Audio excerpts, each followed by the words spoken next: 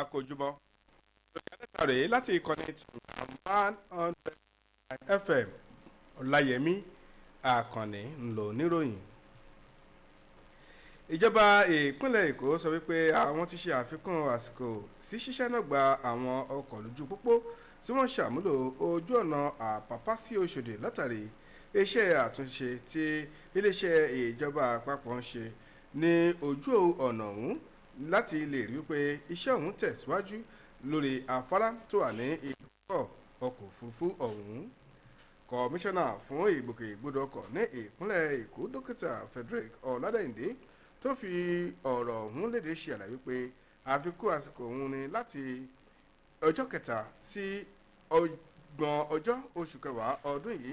Ó sọ wípé àfikún àsìkò yìí ni láti fún àwọn òṣìṣẹ́ tí wọ́n ṣiṣẹ́ àtúnṣe láàyè dáadáa pẹ̀lú iṣẹ́ àtúnṣe náà láti lè fún láàyè dáadáa kí ó ba lè jẹ́ alálòpẹ́ àti àlògbádùn fún àwọn ará ìlú. Ọládẹ́yìndé sọ pẹ̀lú ìdánilójú wípé èyí tí ó jẹ́ ọ̀kan gbòógì níbi tí iṣẹ́ àkànṣe ọ̀hún ti ń tẹ̀síwájú tó jẹ́ iṣẹ́ àtúnṣe lè tó ta pé ó sábà gbé ẹrù jùlọ. Ó ṣe àlàyé pé lójú ẹsẹ̀ tí àwọn bá ti parí iṣẹ́ ibẹ̀ tó ti wà gẹ́gẹ́ bí iṣẹ́ táwọn ti ṣe àṣeparí lórí ẹ̀. Ó sọ wípé àwọn máa ṣí ojú ọ̀nà ọ̀hún fún lílò àwọn ọmọ orílẹ̀-èdè Nàìjíríà fáwọn tó ń ṣàmúlò ojú ọ̀nà ọ̀hún.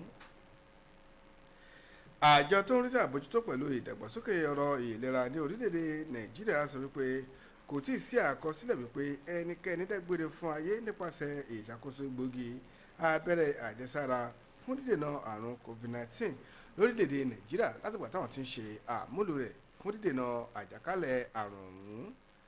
Adarí fún àjọ tó ń rí sí àbójútó àti ìdàgbàsókè lórí ọ̀rọ̀ ìlera dókítà Vaisal Shahai ni ó sọ ọ̀rọ̀ ìdí mímọ̀ nílùú Àbújá lásìkò tó ń jábọ̀ ìròyìn ọlọ́sẹ̀ọ̀sẹ̀ ní ṣókí nípa àkóso àwọn lórí abẹ́rẹ́ àjẹsára fún dídènà àrùn COVID-19. Shahai fi kún ọ̀rọ̀ rẹ̀ wípé gbogbo àwọn ọmọ orílẹ̀-èdè Nàìjíríà tí wọ́n ṣe ìforúkọsílẹ̀ fún gbígba abẹ́rẹ́ àjẹsára ọ̀hún.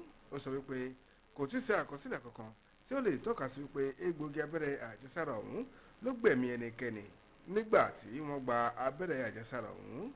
Ó wá fi kún ọ̀rọ̀ rẹ̀ wípé fún ètò ààbò kúrò lọ́wọ́ àrùn COVID-19 ni abẹ́rẹ́ àjẹsára ọ̀hún wà fún lẹ́tù jẹ́ pé ó ṣe pàtàkì fún ọmọ orílẹ̀-èdè Nàìjíríà láti gba abẹ́rẹ́ àjẹsára náà.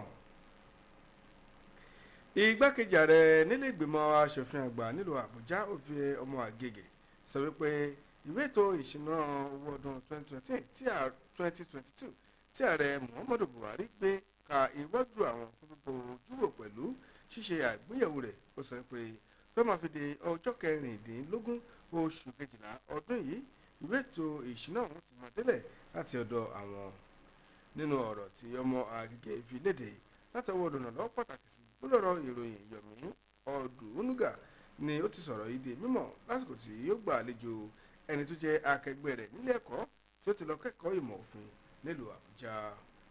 Ọmọ Àgègè fi kún ọ̀rọ̀ rẹ̀ wípé orílẹ̀-èdè Nàìjíríà kò yẹsẹ̀ kúrò nínú ìṣàkóso ètò ìṣúná owó láàrin oṣù kìíní sí oṣù kejìlá ọdún. Ó sọ wípé fún ìmúṣẹ sí èyí ìwé ètò ìṣúná tó wà níwájú àwọn ọmọ aṣòfin ọ̀hún máa di bíbójúwò pẹ̀lú ṣíṣe àgbéyẹ̀wò rẹ̀ ní ó pẹ́jù di ọjọ́ kẹrìndínlógún oṣù kejìlá ọdún yìí.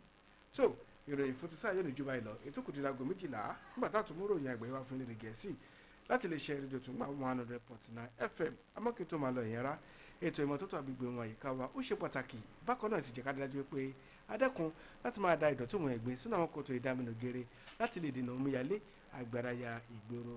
bákan náà ẹ sì jẹ́ ká dájú pé aṣígbà ìjọba àtàwọn elétò ìlera láti jọ gbógun ti ìtànkálẹ̀ àrùn COVID-19 ọba òkè yóò bá wa kásẹ̀ àjàkálẹ̀ àrùn ọ̀hún àmín. ìjẹ́ lórúkọ gbogbo àwọn tájọ ṣe àkójọpọ̀ ìròyìn yìí ní èmi Ọláyẹmí àkànní kéyìn pé ẹ ṣé bẹ́ẹ̀ ṣe ń tẹ́tí sí wa ire o.